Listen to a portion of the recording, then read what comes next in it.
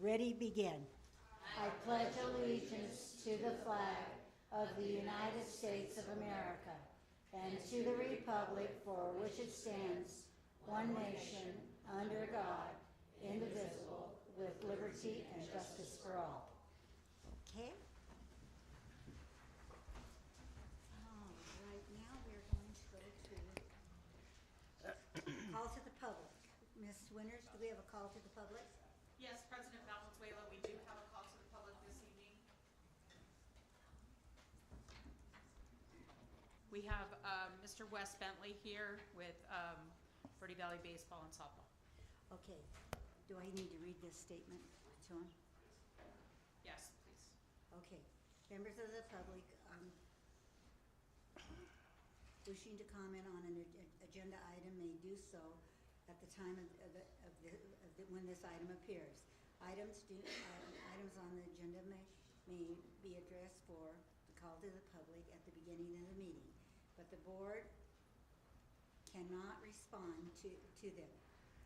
At the end of the call to the public, members of the public body may respond to criticism and ask the staff to review a matter, to ask that of a matter brought up during the call to the public.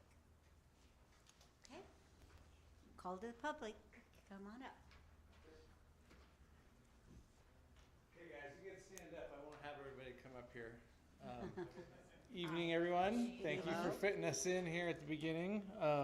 My name is Wes Bentley. I'm the club manager of the Verde Valley Baseball Club. We were just founded last year in 2024. I'm here just to speak to you guys about our work on the community schools baseball fields and say thank you for letting us participate in that activity and bring these fields up to where we think they can be. I'm going to introduce a few other people. We have my wife and co-founder, Emily. My assistant coach, Mike Wadsworth, which is a pretty familiar face amongst the school district. Zach Massey, our 11U head coach there. And then we have some players from our 11 and 13U team here that are all decked out in our 2 uniforms and hats, and we're getting ready down to go to practice. So yeah, I just wanted to come in, say thank you to everybody who helped participate in getting us involved and allowing us to do the work. As you can see, we've made a lot of good progress down there. We had our first 2 games last Saturday. We hope to have more, and we will be partnering with Verde Valley Little League to have the juniors out there this summer, plus softball and a few other activities going forward. So really great times. Best view in the valley for baseball. Really have to say thank you. I wanted to, before questions or anything, I just wanted to bring up a couple sponsors that helped us get that done. Main partner, Verde Valley Little League, helped pay for a lot of the dirt. Joe Malcare Contracting donated the equipment and the time to get that field graded and redone. Bedrock Materials donated some materials. Cottonwood Lions Club donated a trailer for a day, as well as Joe Jameson Contractors as the driver. And then Greg Fox Construction is what we're going to call him. He donated some tractor time and helped us get the dirt over to the field, as well as Matt and Miss Wacker's help and coordination with their crews and everything to get the sprinklers taken care of, walk us through all the safety and make sure we got it done without any major incidents. So really appreciate everybody that helped out there. What we were able to do is basically skin the bigger infield and turn it into an all dirt infield, which we think will allow us to keep it maintained and in service a lot better than it had been the last couple of years. Future, we're adding shade screens. We're going to continue to add little developments, maybe another batting cage, some bullpens, so that it'll really become a facility where teams come in from out of town. Like we had Flagstaff teams come this weekend. They don't have fields to play on right now, and they had a great time, and we got 2 games in. So other than that, yeah, a few more plans we'll bring up and present as we move along, and we just really appreciate everybody's help with that. So I just wanted to come and present that case. So any questions from anyone? Thank you. And your contact person is Matt Dalton, right? Yes, Okay. Been working with Matt. So yeah. That's great. Thank you. Thank you. We're glad you can use it. We're Say really thank you, happy. guys. Thank you. Have a good evening. You too. Now we're on 104. Approval approval of the consent agenda items. Do I have a motion to approve the consent agenda items? Am I allowed to ask a question on an agenda, or on a consent agenda item? Well, Yes. you Or do I can have to pull pull it. You can pull it. Yeah, if you want to pull Oh, it. Do you- I need to do that? Mm-hmm. Uh-huh. Okay. Would Can I pull the just the calendar approval for a quick question about the Okay, so calendar? what number is that? What number is that? I should have mentioned that beforehand. It's Oh, under it's curriculum. is it 2.03, Tricia? I think so. Yep. Draft calendars, yes. Calendar Okay, so draft. we're going to pull number 2.03 and put it on the regular agenda. Okay? Do I have a motion to approve the rest of the agenda items? I'll make a motion to approve the consent agenda. Do I have a second? I'll second it. All in favor? Aye. Aye. Okay. Okay, let me open it for voting. We did. Oh, we just did that. Yay.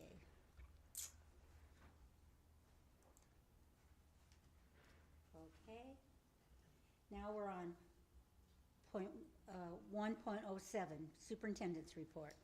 Yes, this last week, we were able to, I believe it was Thursday, we went to the Trust Summit.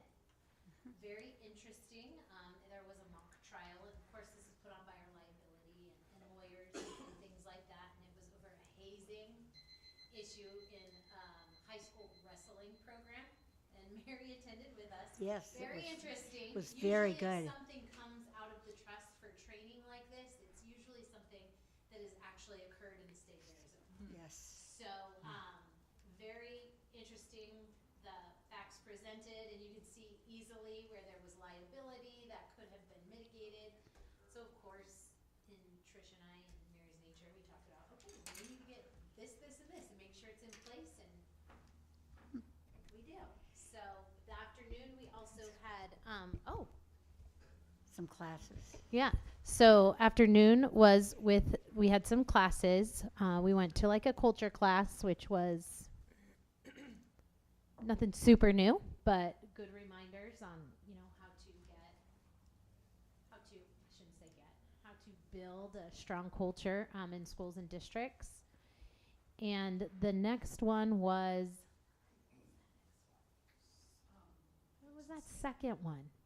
It was on safety and the audits and what we can expect for 2026, and not necessarily anything new. Tricia and I have been immersing ourselves in the 2026 changes, and she's working on closing that plan up and having everything and And executing drills and such like that. And even our administrators, our principals, we've talked about this very frequently at admins on how to get those into play, real action, policy, and all that sort of thing. So And it they- was a good day. Yeah, and they did talk about, they're going to add stuff to the audit, Yes. but they're not going to give us any help when they add stuff to the audit, as usual, so. People were That's like, state. what? What, But- yeah, it's just adding more to your plates, so.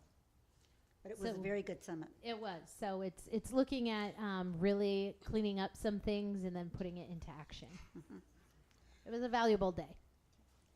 Okay, Ms. Vocca, you're on 108, special acknowledgements. Okay.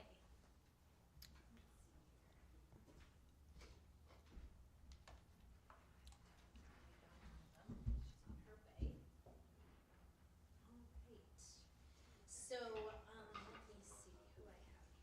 These are all the ones yep.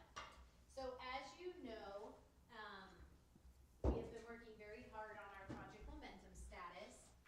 And, really we were asking our administrators, so I'm gonna have them help with this sort of thing, who really on their campus has taken it and embraced it and has been a good leader and asked great questions and those sorts of things. And so the first, let me see if I can.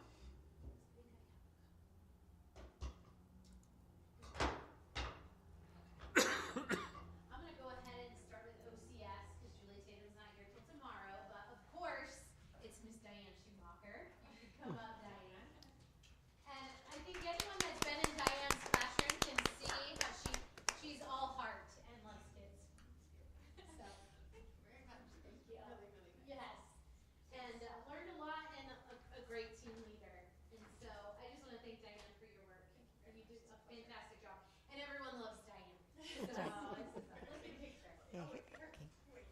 Do I need to move this? It's good. Okay. Thank you, Diane. Thank you for your service.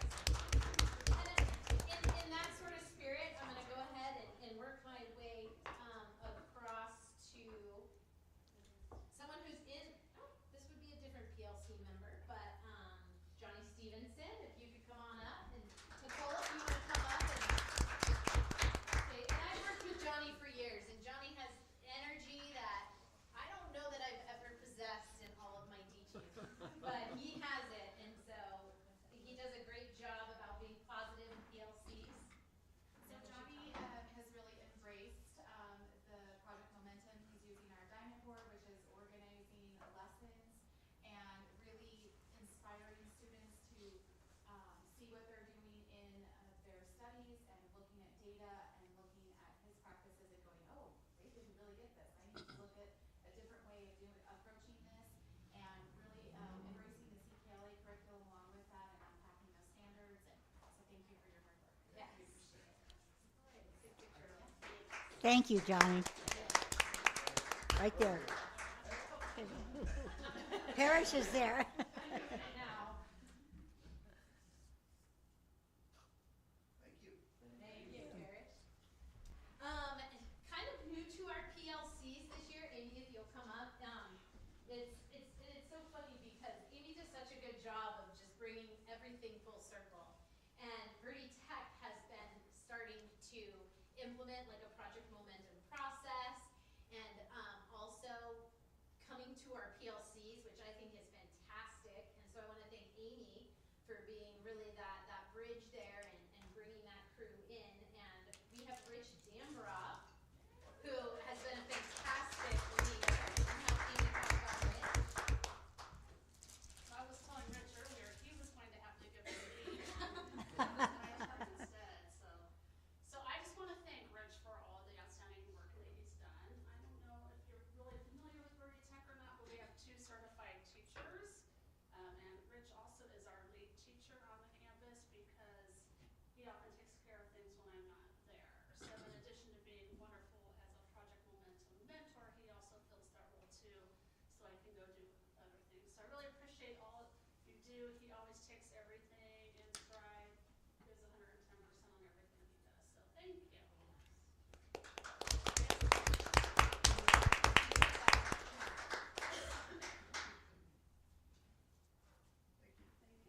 you.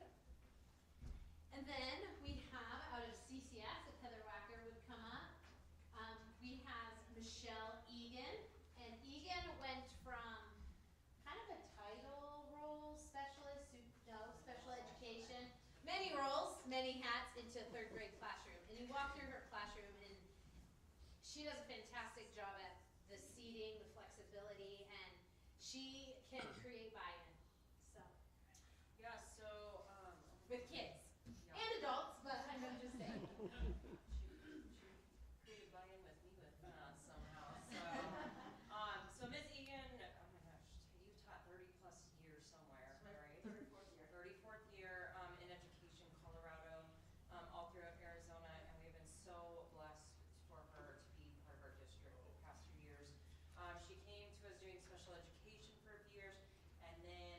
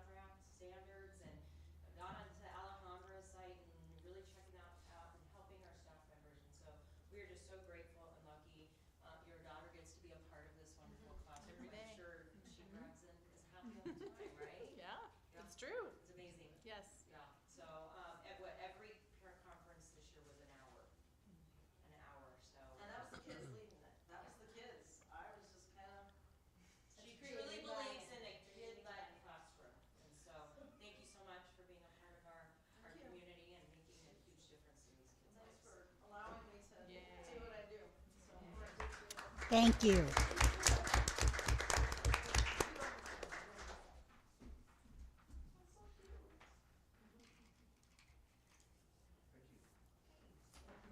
All right, perfect. And to wrap up our project momentum, she is not here this evening, but everyone in this room knows Carrie Ray. And so do you wanna, why don't you come up, Heather Langley? Why don't you come up and explain why, you know, she was your project momentum for the.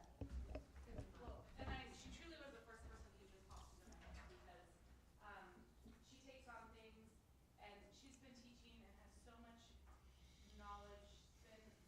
She's retired and now back in the classroom, and so just her being able to take on new things when she's already gone through so many different things as an educator is just impressive because she doesn't woo-hoo it. It was like, okay, how can I figure this out? And one of the main reasons why I picked her was because at the beginning of some of our DNA tests and common assessments that we were giving, sometimes there was some confusion and there were different versions of different tests, and she would be all down the road and give the test and then find out, oh, it was like there's a different version and it was the wrong one. And she could have just said, I'm not doing this anymore and like thrown it out the window, but she didn't. She kept persevering and working forward to make it a more collaborative effort in fourth grade.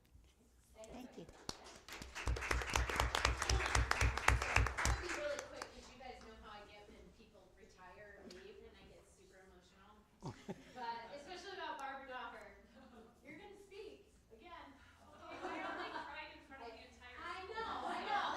This is a tough one. I think she was doing Focus Zone before anybody was thinking Focus Zone. And she was, I remember when my daughter was in first grade, and this is all I'm gonna say, and then I'm not gonna cry, but I'll try not to. But I was like, gosh, we were talking about Marissa, first grade, Leslie, why can't I think of it? Coons, yeah, Leslie Coons' class, and gosh, she's a great reader, she does all these great things, she's just really low, she's struggling in math, and I'll never forget what you said. She said, so she doesn't like math, she's not good at math, whatever, like, she gets it, and she's good with people and at life, and so, anyway. It's just for a parent, I think we overanalyze sometimes our own kids, and to have someone say, she's wonderful, you should see her in community circle, was just, I'll never forget that. So, one of the best compliments, so. Barb, why don't you come on up? Yes, please. Yeah. I wonder why she was just sitting there. I know we are.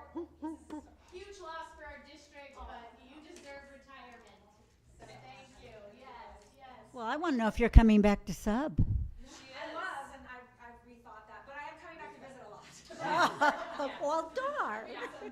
Yeah. So she was there for Read Across America Day on Monday, Yeah. so popped in for breakfast and everything. For me, from a personal standpoint, my first year teaching, I taught on a team with her at CES, and it was, CES. Yes. Whatever it was called back then. Yeah. And so I feel like I started my career with her, and then going into being a principal and having her there by my side the whole time.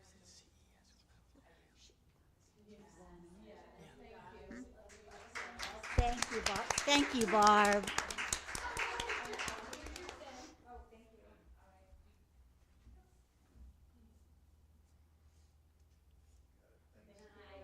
Thank you, guys. Can we get everyone that got a plaque up here, please? Oh my God, that's okay. And she had, wait, you had something to say. Well, I was just gonna say, this has been a huge honor of my life to work for this district. I've really appreciated and learned from every single person I've worked with. And to leave with retire with the group that I was currently with was just the joy of my life to spend the last few years here. It's actually been the height of my career, and I'm grateful. So thank you guys. Thank you. Everyone come on up. Yeah, we can wait. We got enough pictures.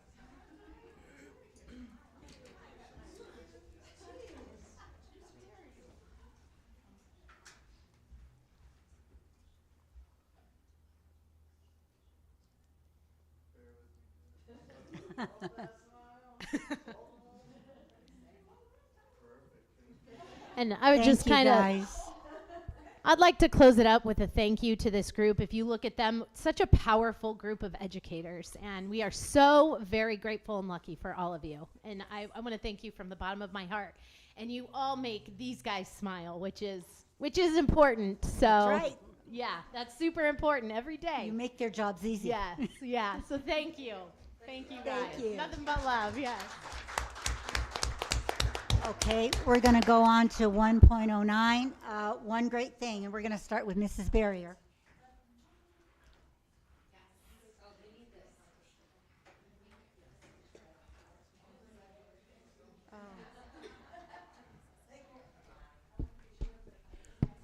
We have lots of good things happening. One of the good things we had is we got the privilege of having Jack Teal come and brought the posters for the new playground to all of our 3rd through 5th grade, and they got to vote on the playground for our local park, which was exciting, and he got to explain how that happens, and there were some really good questions as well for that. We also had a STEAM family night, and we were able to have our book fair open during that time, and we were able to play STEAM bingo, and we had crafts going on and shapes and lots of different things going on during that time, and it was very well attended, so that was a great opportunity. And then this last week we celebrated our Dr. Seuss week, and we had a door decorating contest, we had a dress up week, and we ended with our big green eggs and ham family breakfast on Friday, and we had a great turnout for that. We had tons of families there and just enjoying the time, and some of them were dancing to the music in there and signing up for prizes, and then we got to announce the prizes and the door winners in the afternoon at our monthly assembly as well.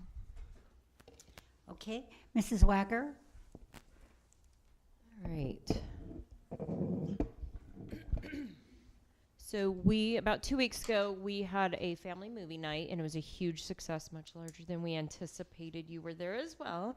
And I unfortunately was out of town, but I'm getting phone calls like, we're out of popcorn, we're out of that's a good thing to have, a good problem to have. But it was a huge success. So we are planning another one, and it's just nice to get the families in the gym on the big screen and have an evening together.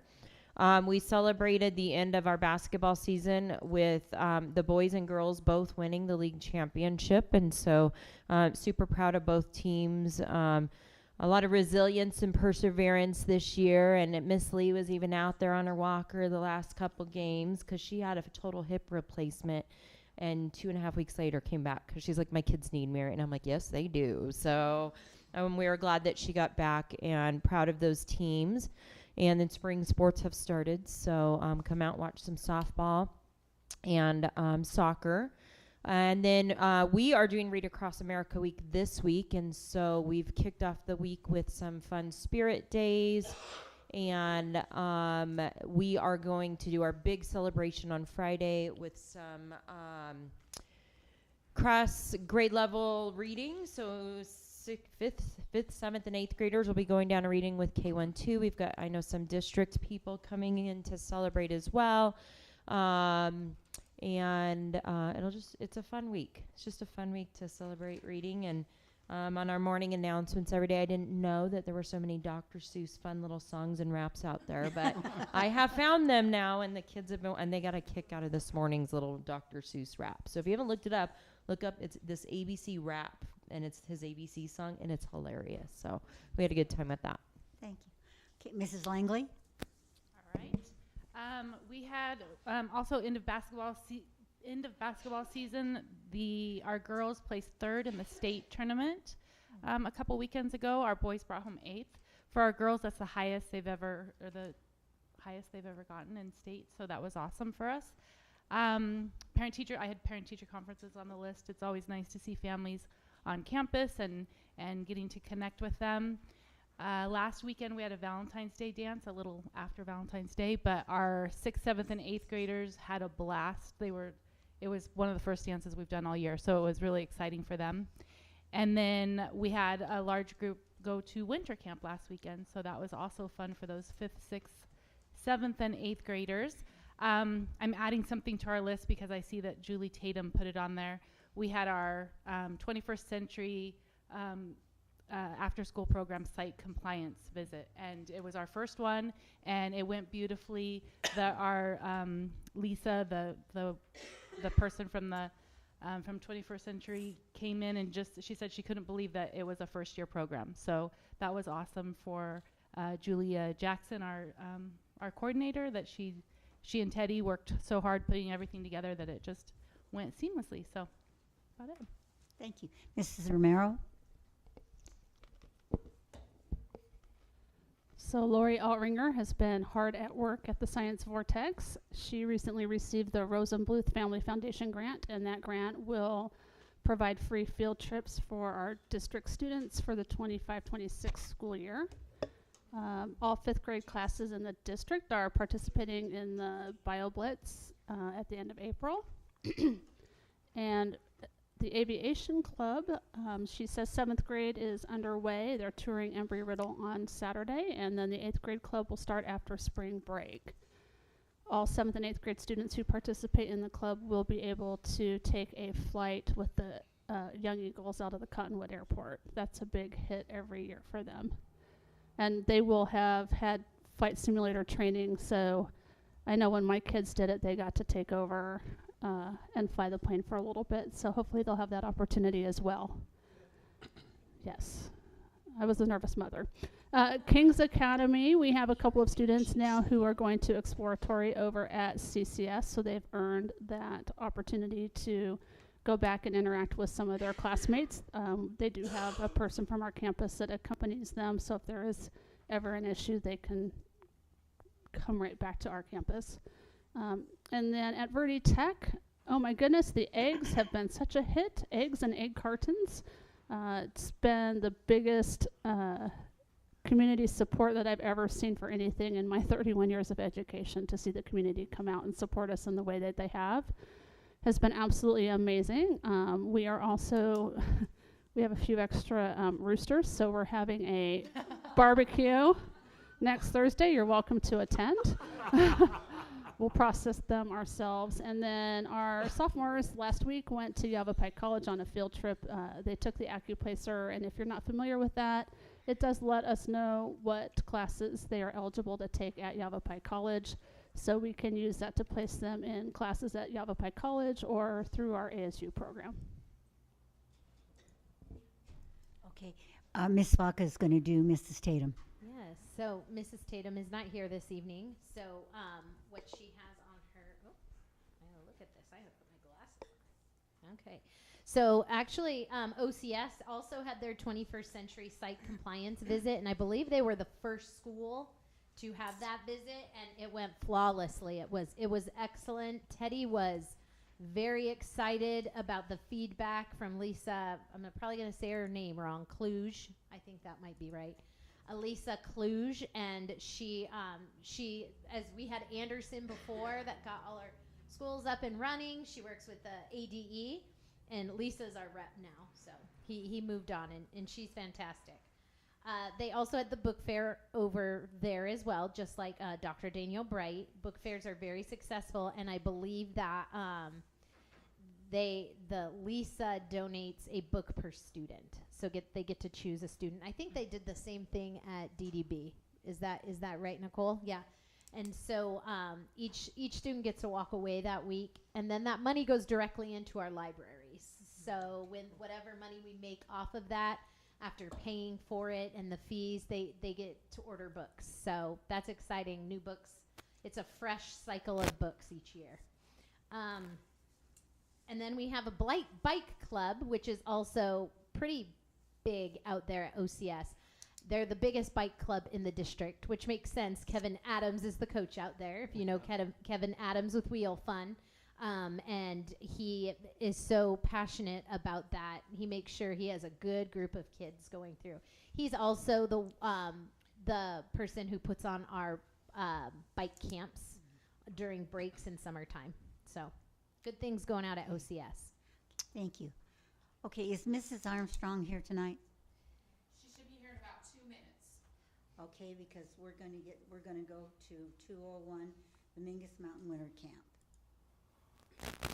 So do you want, do you want me to do Jamie's update first? Yes, why don't we Okay. let's do 201, then 202, and we'll go back to 201. Perfect.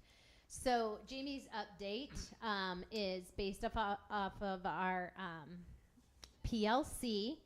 And on February 26th, the district's PLC, this is one of the new ones that we incorporated in between our third quarter and fourth quarter PLC, was at Dr. Daniel Bright's school. Thank you, Dr. Daniel Bright, for hosting. And they had nice candy boxes that go down quick.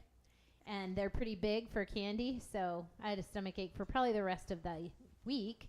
But the average PLC rating was 4.43 out of 5, which is a excellent rating, one of our highest, with positive perceptions in all the sessions. Many respondents highlighted productive discussions, structured time management, and valuable collaboration. I was also there for that PLC and was able to bounce around and had some really great comments. I learned that ancient Rome is represented in 4 grade levels, I believe, 3 or 4 grade levels, starting in first or second. So you can see that they weave around about every 2 or 3 years. 3rd grade goes over ancient Rome, Johnny Stevenson in 6th grade, and I believe 5th grade has a part of that. So it's very interesting. The background knowledge that these students are receiving through CKLA is very impressive. I was at DDB's PLC today, and just great productive discussions going on. And they're able to turn, at one point, 3rd grade turned around to 4th grade and goes, hey, what are you doing in geometry right now? Because they were in the same place, even though it was a different grade level. So these PLCs, I see many great conversations. Some of the feedback is, they see these as very beneficial because they're allowed to have discussions that they typically don't have the time for. They get into some pretty deep discussions as far as where are we at with pacing. And the beautiful thing is all the schools are represented there. So they're not only listening to their own school, they're listening, we're talking to, Oak Creek is talking to DDB, CCS, MVP, and then Verde Tech is also at the 6th through 8th discussions for math and ELA. It's a very powerful discussion. Some of the sample comments, here you can see it says some great discussions took place both in ELA and math that helped us align our instruction with assessment data. I do know that 6th through 8th, I want to say, I'm seeing them right now, I believe it was math, had some great discussions surrounding our DNA assessments and questions, how the questions are asked, what needs to be changed. And that's important because it helps us determine where students stand standards-wise. FastBridge is a universal screener, which just indicates where they fall with grade level skills and standards at some point. But what DNA assessments allows us to do is not just look at fractions, but which part of fractions are they struggling with. Because as you know, sometimes one standard will have 3 different skills attached to that. So that can be really difficult for teachers to I'm going to say this word wrong, disaggregate. Nope, I got it this time. Disaggregate the data and really nail down on why aren't these students learning? Because really it's not about I taught it. It's really about what are they learning? Who's learning and why aren't they? What approach do we need to take? What worked for you? What didn't work? And they also drill down to the questions. 2nd grade was really getting into, Laura Borden did a great job of leading that PLC and taking 12 questions into 5. So it was really impressive, and I was happy to see the discussion. Another comment was the session was well structured and we made good use of time, which helped us focus on planning effectively. And it's really helpful to have not just those grade level leaders, but also those school-wide leaders as far as Title I staff, as far as our mentors, administrators, in there listening to these conversations, because it's better in providing support and gaining authentic feedback in the discussion. It's been a great success that way. Within Jamie's survey, she decided to ask the question. We talked about why staff stay in COCSD. Many times we hear why people leave, but we don't ask them, why do you stay? And so if you look at some of these comments, it says, strong sense of community and teamwork. I love the people I work with. They make this a great place. Systems and frameworks. We have structures in place that help guide our instruction and ensure student success. Their commitment to students. I stay because I believe in our students and the district's mission to help them succeed. There's trust in it, as I believe in the vision with COCSD. Students first, and I believe in the science of reading and the impact it has on students. The shared mission and collaboration. We make decisions for the district based on what's best for kids. Supportive leadership and teamwork. The collaboration and shared vision keep me here. Dedication to the profession and growth. COCSD provides opportunities for teachers to improve and grow, which ultimately benefits our students. And then we have AASA mimic feedback, and just a quick reminder, within DNA, our platform Illuminate, they have AASA mimics, and we did do some mock testing in February at all schools. 36 staff members in grades 3 through 8, and so they were able to talk about what those questions looked like, how hard the assessment is, and that assessment directly mirrors what AASA looks like. So it helps us really hone and nail down which assessments or which standards that they need to reteach and kind of triage before April comes. Some of the recommendations included ensuring a balance between building student stamina for the test and avoiding testing burnout by refining the number of questions within the test. So it's building that stamina, starting smaller at the beginning of the year and slightly increasing that stamina and length and even rigor within that throughout the year. There was plenty of discussions about that. Another one was Mimics offers clear alignment to state standards to help with instructional planning. So they were able to see, oh wow, 5 out of 30 of my students passed this. What happened? And some people said, we just started that chapter, or I have not tested that yet. And some were like, oh wow, I thought they really nailed this, and they did, and they had struggled. So it was super valuable feedback. The comments that came through was Mimic is beneficial, but some questions need to be adjusted to better match grade level expectations. And students need opportunities to build stamina, but we also need to be mindful of the number of questions to prevent testing fatigue. So a lot of interesting conversations, and we haven't seen those sorts of comments in our PLCs and in our PLC feedback ever. So they're really drilling down into what matters most, I believe, and having good conversations. School breakdown on February 26th, Cottonwood Community School, their average rating was 4.45.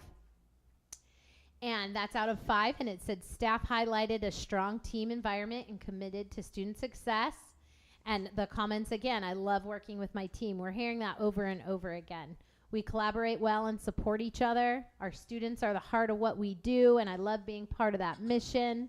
And there's a real sense of community and belonging here. Dr. Daniel Bright had the highest rating at 4.54. They emphasized collaboration, student-centered teaching, strong leadership. It said the collaboration and shared vision keeps me here. Leadership is supportive and listens to teachers' input. And we have a strong system in place to support students academically and emotionally. And I was at their PLC today. I plan on popping in every Wednesday as long as I'm free to each school. So if I show up, yay, I get to talk to teachers. And I was able to sit at tables today, and I was just impressed with the conversation. It got to a much deeper level, and you could tell that it had been an ongoing conversation with teachers. And they had their books out. Their planning was going on. They were looking at assessments. It was a great PLC.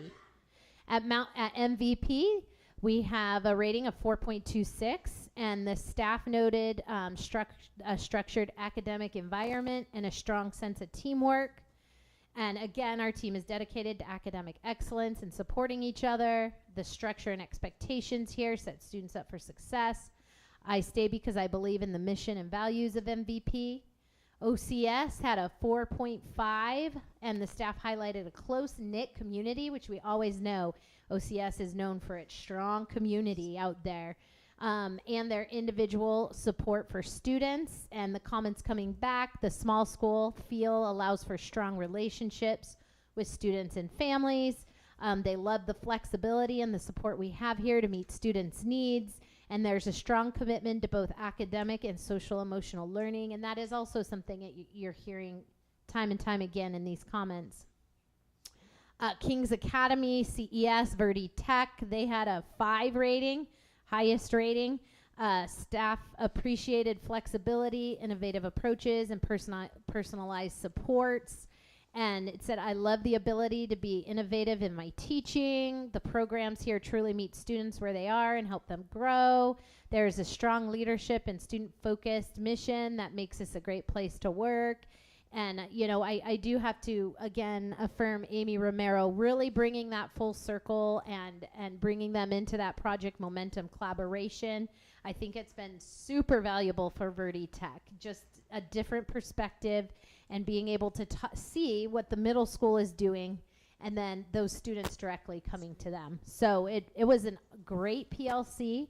I look forward to going to other PLCs in the future and just kind of getting that that pulse on, you know, what are we doing in PLCs, how valuable they are, and what work we can really accomplish this year. I feel like we've dipped our toes in.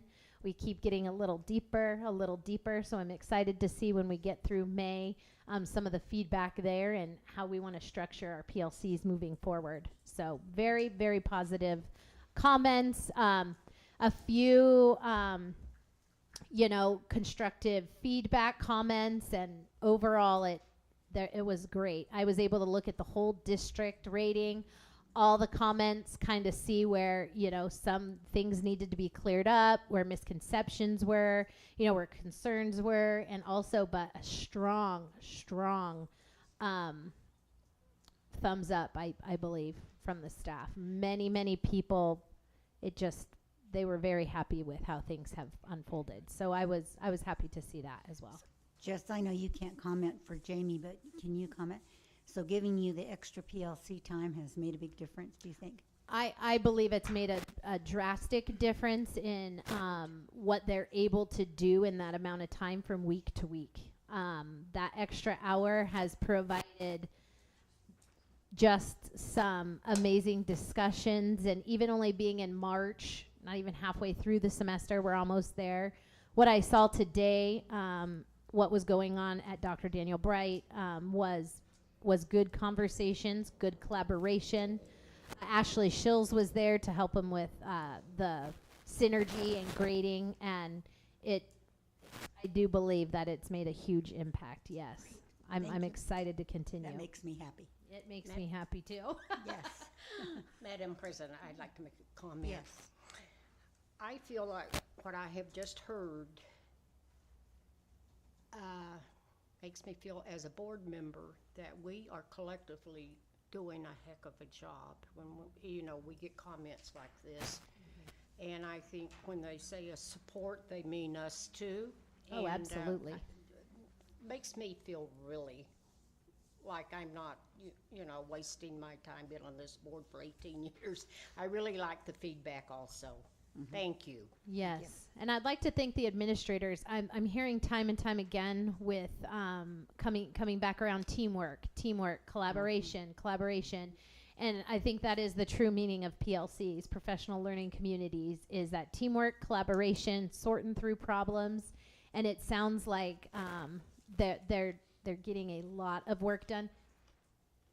Also, to throw on that, the new curriculum, being able to sort through and have discussions like that on new curriculum is very valuable, and allowing them the time to talk about math or ELA and having the flexibility that these guys have provided with look at assessments, look at planning, look at ELA, look at math, and they kind of navigate that. They navigate it very well. in their groups, and they go where they need to go, and they have the discussions they need to have. And so I want to thank the governing board for allowing that time. It's really been beneficial. Jamie has felt like she's made ground with new curriculum, assessments, collaboration, and it's not so rushed. When I left at 3:38 today, they were still in it and busy, and so there was plenty to do and plenty discussions to be had. So it was neat. I really loved it. Thank you. Okay, now we're going to go back to 201. Mrs. Armstrong?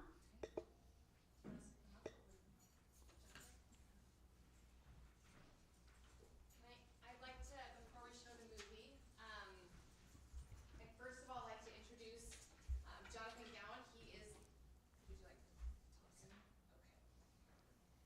Okay. It's not on. It's got to turn it on.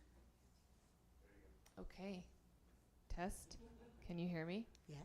Okay, this is awesome. All right. Thank you, board, for making time for us today. We wanted to come around and share with you the wonderful experience that we had up at winter camp this last weekend. And first of all, I wanted to introduce Jonathan Gowan. He is our partner with Mingus Mountain Camp up on top of the hill up there. And we wanted to share with you some of the survey feedback. But first, before we do that, we'd like to watch this wonderful video that Miss Winters put together for us of our weekend.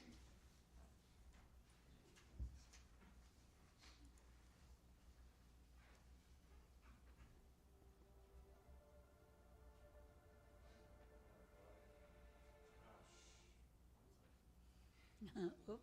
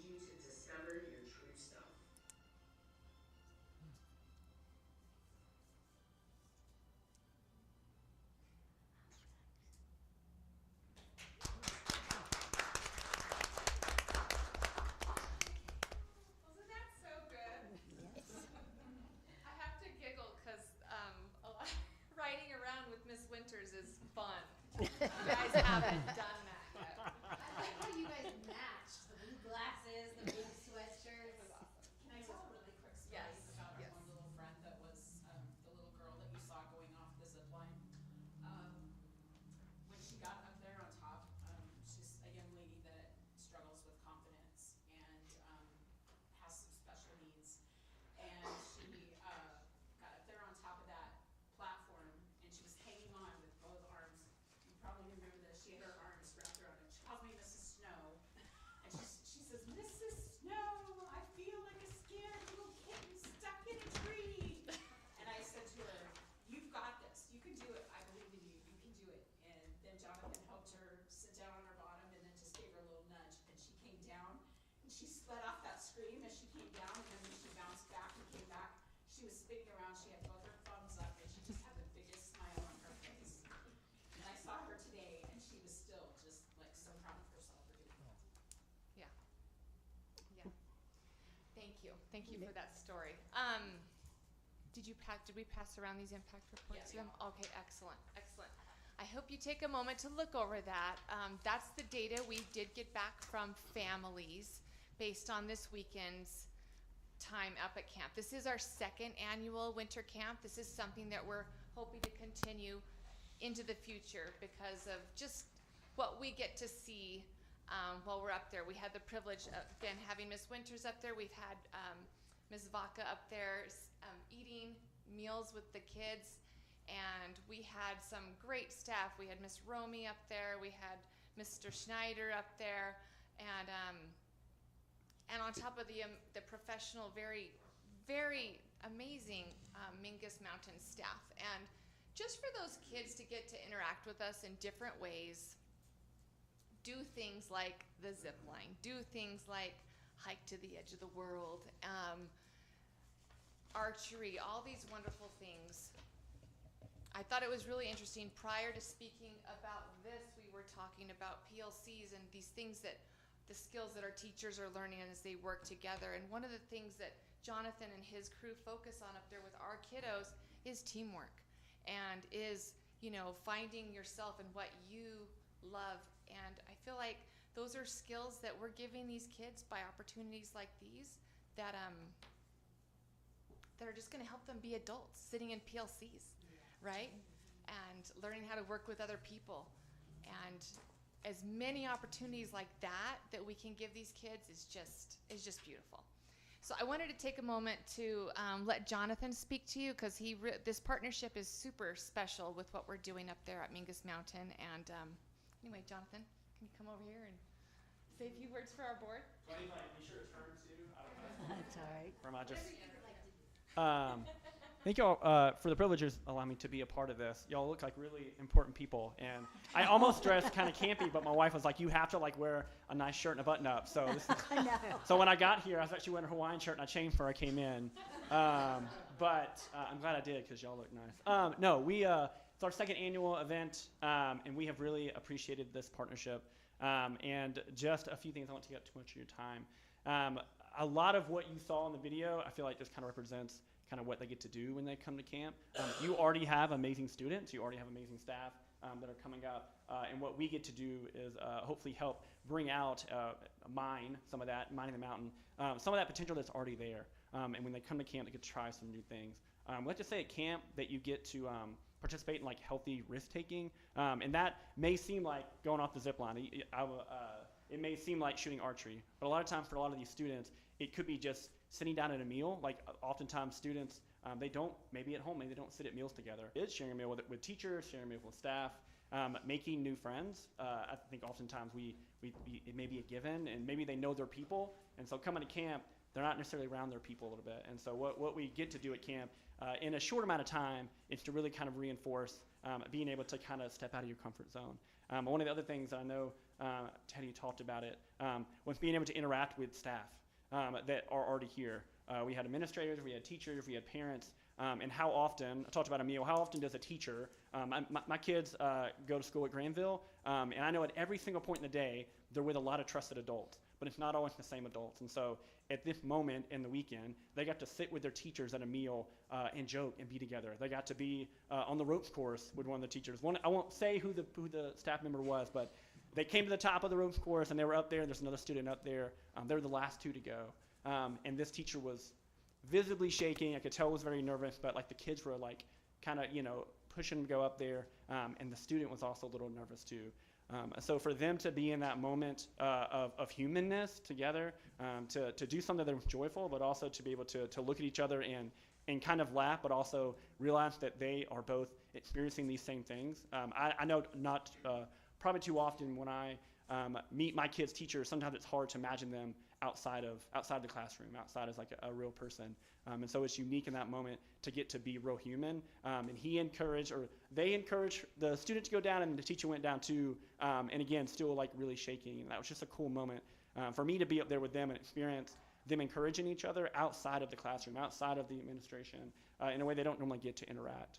And then kind of lastly, one of the cool things we get to do is most of the time when we have kids from the camp, they're coming from all over Arizona, sometimes Nevada, but in this unique environment, they are coming from the same neighborhoods, they're coming from the same communities, and even though they're in those same communities, they don't often get to interact in a way, and so we get to bring all those campers or students from 5th through 8th grade who choose to come up to be together in a setting where they wouldn't normally interact, and to realize a couple things that, wow, people look just like me in other places. And there's differences too. But also, our hope is always that when you come to camp and in life in general, that you get to find your people, and you get to find people who understand you and get you. And a lot of the weekend for us was kind of pushing them to understand that there are people around you who are going to support you in the things that you're doing. And so we do a lot of team building, we do a lot of games, we do a lot of fun things together. And we had some students, they had to leave, and they were talking about going back home. And I was like, you have phones, right? Just text each other when you get back.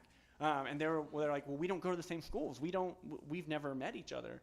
And it kind of made me realize, and I kind of said to them, well, hey, like, you live in the same community. Like, you could probably go to the library. I don't know what kids do these days, but you can interact together. And the way that they treated each other in that moment, in my mind, they already knew each other. They had experienced life together. And so now those two students, those two people in the same community can connect, and they know that they have someone who gets them, who really understands them. And I will also kind of listening to you talk about all the stuff the teachers are doing. Like, I feel like we are just an extension of the great work that y'all are already doing. We do have dedicated staff that are up there. We also have teachers and administrators and parents who come up, and they're doing the work together that is already happening. And those students are really exceptional. I know y'all see it every day. We only get to see but a moment of that. But what we get to do is partner with what y'all are doing and continue living day-to-day life, because I know that my kids' teachers, their administrators, coaches, get to live life more than I get with my kids. I get the weekends, I get night times, but they are the ones, the teachers are the ones that get to see more of them than we get to see, and get to impact them in a way that they can.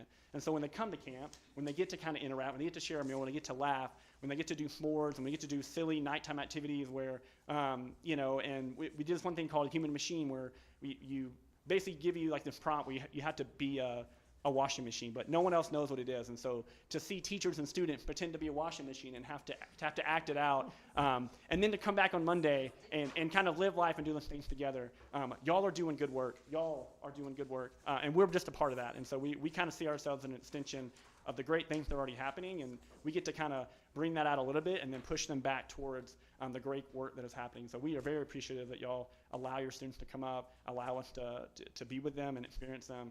And we hope to continue that. And I know we talked about, as the kids are getting older, maybe there's a high school, retreat or something that we could do. But yeah, so that's kind of all I got. And just, we are so grateful that we get to be here and, and we get to hang out with them. And we did get snow yesterday, which was the funny thing. Or Monday, actually, we got snow, and I plowed a little bit yesterday. And so, of course, the day after we got snow. But it was still pretty chilly. So, but yeah. So thank you. I appreciate you. Thank you. Thank you, Freddie. Do you have any questions on the report that we have given you or anything? I don't. Looks like fun. We just want to thank you, and thank you for partnering with us. So we appreciate it. Yeah. Our kids do. Yes, and parents. interesting, Trisha and Teddy, Trisha was talking to a little 6th grade girl, and she had never been camping before. Like, did she say she'd never been in the woods? Never been in the woods before. And we asked her, okay, where have you been? She mentioned, well, I went to Flagstaff, Sedona, you know, just not a whole lot of enriching experiences, and to think that she was able to do this, and she didn't come with a group. She came on her own. And it was just like, we know that there are students out there that do not get to experience these sort of great things in our community, and what an opportunity for her to feel what it was like to just look Just at, you guys did like a campfire and those things, right? So it was truly like, it was amazing. Humbling, I should say. Thank you. Thank you for your presentation. Love the movie, Yes. the film. Okay, now we're gonna go to 203. This is the one we pulled. Yeah, just Okay. a quick question on that. Since we approved the new time on Wednesdays, I was just curious if the approval of this draft calendar includes what we will be doing the next year, which could be the same, but it doesn't, the timing doesn't matter. Is that Right. correct? It's just Wednesdays are half days and Yeah, they're early release, so they're a little longer than half day. And we can make the decision going into next year based off of, what this semester, and these PLC ratings are quite high. And Jamie didn't have a comparison to a year ago, like she did the last PLC survey, because this is a new one that was put in just a month after. So I believe we have 4 this semester instead of, am I right about that? We have 4 or 5 district PLCs this semester, and we normally just have 2. So that was a brand new PLC. But yes, we can, all it shows is an early release, and we can set those times and the work that we're doing moving forward. And well, I Jamie think did- one of the options was a longer Longer. option too. I guess I just wanted to yes. make sure that we weren't, We're in compliance. we're not approving, but also we're not approving the Time. extra time Yes. through this. This is just This is the- just setting those days The days. right there. That's What all. this calendar has that's separate from what we've had in the past is when we come back after winter break, that Monday is a day for staff. Teacher work day. Teacher work day, thank you. And Jamie sees that as a day where teachers can start looking at the semester planning, collaborate and plan together, and do those sorts of things to prep them for the second semester in that project momentum style. That'll be very valuable for them for the entire semester. So and that's a change in this calendar. that is a change. And so what that does is on January 5th, that makes that a teacher work day. And no student day. No student day, so the students will come back on Tuesday. However, it pushes our last day of school from Wednesday to Thursday, because we have to have 180 days in May. So instead of, I think, getting out that, what is that last day? The 20. Yes, so instead of getting out the 20th in May, our last day would be on the 21st, and that's a half day. That Thursday, but it also gives them an extra day in May off, Fair Day. So Fair Day, it's been traditionally a half day, low attendance. We have many staff members out, as that has been a big day for showing animals. And now we have clubs, correct, Heather Wacker? We do. Yeah. Our own district club that we will be showing. We are Cottonwood Oak Creek Community Club. We just got approved to put short shirts, so it'll even have Cottonwood Oak Creek on it as the logo. Nicole's family's a part of that. Mine. So yeah, we're super excited that the Fair Board included us as a district club now, and then next year we'll be adding the FFA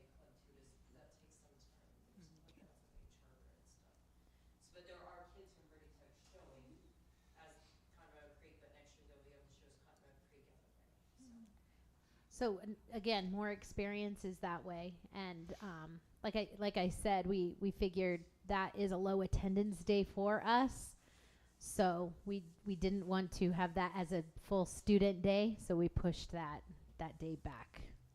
That's the biggest difference. I like those changes. I think that's great. Yes, it was very well received. Am I correct? Because they shared with staff, and I know Mingus has the exact same calendar as us.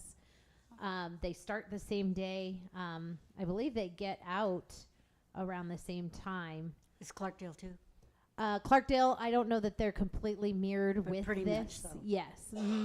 Like I don't know what they did on January 5th. I don't know that day's built in, but we mirror Mingus, and when we came to the calendar meeting, that was unintentional, but Melody and I were like, this works. So she's going with the same calendar as well. So, yeah. Okay. Excellent. So do I have a motion to approve the calendar for 25, 26? I'll make the motion to approve the calendar for 2526. Do I have a second? I'll second that. Thank you for the clarification. All in favor? Aye. Aye. I just, Okay. I do not ever remember in the 50 years I've been associated with this district that we ever started school in July.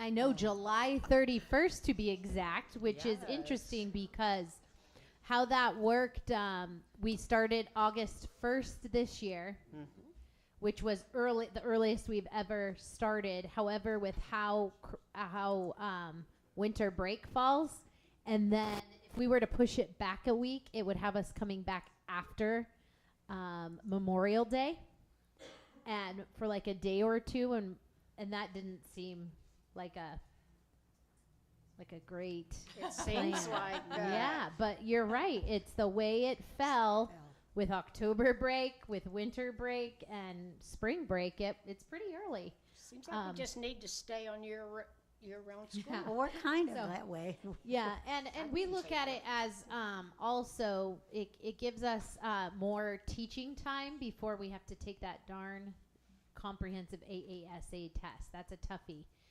So it gives us a little bit more time that way, but to get things rolling for our kids. Okay. 301, Matt Dalton, you're up. Matt needs a mic.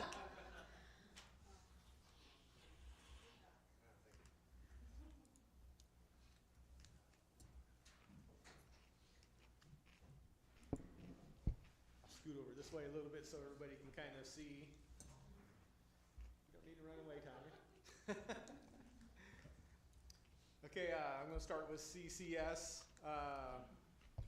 Wes Bentley was obviously here doing a little spill. Been working quite a bit with him. Grounds has been doing a bit of work out there. They helped kind of get the fields ready and everything with Principal Wacker's softball season as a priority, and got the field all ready and set up. Did a little bit of sprinkler work out there. We've been able to adjust the sprinkler timers to where we're running both irrigations for the soccer field and for the baseball, softball fields all off the well site right now, and it seems to be working pretty decent. Little low on storage capacity and pump capacity, but that's something that maybe we can address later. I am working with Wes to collect estimates that he's getting for all of the donated work and trying to track all of that time for labor and for the equipment and everything. So he's providing me with all that information so we can try to track the financials on that a little bit. With all of this, we have some pretty big issues with some of the lights down there. Lights were installed by Musco Lighting quite a while ago, but I've reached out to them. They're supposed to be getting me a quote to send a technician out. We ran into some pretty big issues with one pole in particular. But we need to get some light bulbs replaced and just kind of looking quote-wise on what it would take to get everything kind of fixed and back up and running properly. With CES, I was able to start a SFOB project for water line replacement on the 4-inch water line that's deteriorating over there.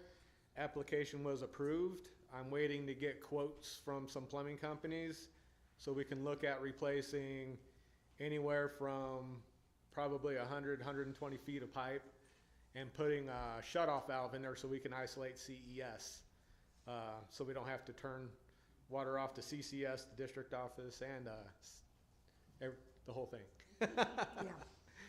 Yeah. In the future, when I was talking to the liaison, going to look at expanding that project. Eventually, we need to replace it all the way back to where it comes from, which is back over by the well site off of Mingus. And then there's going to be a section in between where we do the repair back to where other repairs were done in the past, and make that connection. But for now, we're looking at just replacing the section that's, I feel, is the most at risk, and it would get us out of the woods for a little bit, I think. We've been doing some skunk relocations over at CES. The guys, John Kaiser and Mike Curtis, have gotten pretty good at, and Dave Livingston. He's the baiter. He gets hamburger patties from the kitchen, and skunks like hamburger patties. So we've caught 2. I think we got 5 running around between the 100 building and the 300 building. We've caught 2 and successfully relocated them out to the desert and let them go out there. You've been checking cameras for that, haven't you? I keep an eye on it. They're pretty active out in front of the 100 building, which is the office, and I can see that area, and they're pretty active out in front of the 900 building. Coming out of the 300 building, they like to run around in the grass and dig for grubs, it looks like. But yeah, so we're getting another trap that's a spray-proof trap. So hopefully we'll be getting that soon. We had the last skunk wasn't too happy and sprayed the tarp down pretty good, and it was pretty rough. But let's go on to DDB. I met with Norcon, with Martin, with Norcon. Norcon's done our gym floors in the past, looking at a possible flooring replacement options for out there for the hallways, and moving away from the carpet. The carpet's in pretty bad shape. Kind of looking at some quotes right now just to get an idea of what we'd be looking at if that's the route we want to go. KP Ventures is our well company this fiscal year. They came out to the DDB well site and replaced a couple of check valves that had failed that were causing a lot of our problems. John Kaiser and myself were able to go out today, got the well site back online, and switched over to well water and off of city water. And it was looking pretty good. John's going to head out there first thing in the morning to make sure we're still good on pressure and everything's still looking good, but we might have gotten ahead on that one for first time in a while. Also, I didn't get a chance. It says I started it, but I haven't started it yet. But I will be putting in an application for interior water valve replacements at DDB. Like I mentioned previously, we have 15 valves, 13 of them don't work. So I had D-Best Plumbing came out, and I took a look at that and expecting to get a quote back from them on that, hopefully soon. Still ongoing pumping, cleaning of septic tank. It's about time to call them out again, just pump it down again and do another cleaning on it.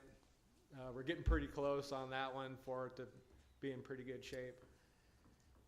MVP, there's a few things out at the well site that we as maintenance need to look at, stuff that we can do just to ensure that the well site is running properly and as it should. We haven't had any problems out there for a while,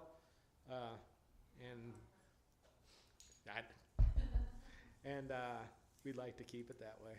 So we're going to try to get ahead on some of the well site preventive maintenance that we can do. Oak Creek, still looking at scheduling septic tanks, septic systems, evaluation. With everything we've had going on, just haven't had a chance to really address that as of yet. But we also haven't had any problems out there as of yet. Knock on wood again. So hopefully I can get our septic company out there to take a look at that here soon. Oak Creek. Oh, I already talked about Oak Creek. KP Ventures will be coming out over spring break to do a complete evaluation of the well out there. They're going to pull the submersible, check for proper operation on that. They're going to run a camera down the casing to see, make sure that's all still looking good. Get us our static water level, which is the biggest concern with all the development out there in Cornville, and we kind of sit on a hill. So they should be able to get us a complete evaluation over spring break on that. Throughout the district, we're gearing up for evaporative cooler maintenance time. This year, we're going to be changing all of the evaporative cooler filters. We have a few places to where we had copper water lines that got cracked over the winter, so we'll be replacing some water lines. Just trying to get a jump on things, so when it's time to go, we can be ahead of the game a little bit. Gophers, we have big gopher problems. Looking at a few different gopher deterrent things that we can try. We cannot use poisons out on the fields by any means. Gophers and skunks. Gophers, yeah, we're becoming pretty good. I think John Kaiser and Mike Curtis were talking about starting a gopher skunk business on the side. But yeah, yeah, the gophers are really bad this year. I'm aware most of the fields are in kind of rough shape right now. We're looking at a few all-natural type of deterrents. Haven't came to any conclusions on that yet. We might need to start looking at other means that don't involve poison. But it's definitely something that I'm aware of, and we're trying to address. It's going to take a little bit, so please have patience with me. Well, you could watch Caddyshack and Yeah, see right. ideas. I wish all of the raptors we see flying around here, hawks and all that, would spend more time over top of our soccer fields. Yeah, that's right. That would be nice. That would be nice. Every campus I go to, this is mentioned. The gopher shop. There was a Absolutely. gopher hole right in the front of MVP today. I saw that today. Right by the tree. Yeah, right by the Big tree. mound, and we're like, They just come up Where are they coming overnight. from? Well, it could be a liability. I mean, Yeah. it's funny, but if the hole's big enough for someone to fall into, a kid, yeah. Right, yeah. yeah, it could be. It could be. It's an interesting issue. It sure is. Yeah, but it's I think they're mocking me right at this point. Yeah. Yeah. That's right. Addressing, this isn't on the agenda, but I just added a couple things. The marquee sign. Yay! So I've been talking to the city of Cottonwood. I got all of the rules and regulations for signs. The biggest hurdle I think we have at this point, because schools are excluded from a lot of the specific codes for the city. But the one that we're kind of hung up right now on is electronic message display signs cannot be put up in historic districts or buildings that are listed on the National Register of Historic Places, and our building is. But it's not on the building, it would be out front. But it's on the, I think that's kind of a gray part. Well, I'll have to work with Cottonwood on that and see if they can come up with any sort of exclusion for us on that. What if you put it on CDS or CCS? We can put it on different schools. Can we put it on the water tank? There's height restrictions. Oh, Yeah, well, Can we put it in the middle of the roundabout? I've seen people driving around the roundabout, and I don't think we need to distract them anymore. So. Well, you come up with a place for it. But it would be something potentially that we could look at individual schools, because there are exceptions to the codes, the city codes, for actual schools. Because we're not a school, we might not meet some of those exceptions with our district office here. Well, But I'm still working on that. Okay. Yep. Was We gonna haven't been say, defeated yet. The end of the CES parking lot, right there. Right. We've existed since 1923 without a marquee. We need a marquee. Okay, thank you. Okay. The last thing I have one more. I'm going to be starting some fence installs. Be working with Yavapai Fence. We're looking at doing fencing along Annie's. I got the quote back for that. As soon as I get my PO, we're going to move ahead with that and replace that fence with a 6-foot wrought iron fence. Okay. We looked at MVP today. There's a couple of small places at MVP that we need to address. We'll do like for like there. We have black wrought iron that was done previously on one side. We're just going to continue that around and bring it back to the building and put in our fire lane gate. And then further down by where the roundabout is, that's all chain link back there. So we're just going to put chain link back in place, but it's going to be 6-foot chain link. And we're going to get rid of the cattle gates and actually put in chain link gates so that people just can't step through it. Can't step through. And then we have a couple of things we're going to look at DDB as well. And I'm probably be meeting with them next week to look at those. And that's all I got, unless you have questions. No. Thank you. And thank you for working on my marquee. No problem. Okay, 401, Dr. Alley.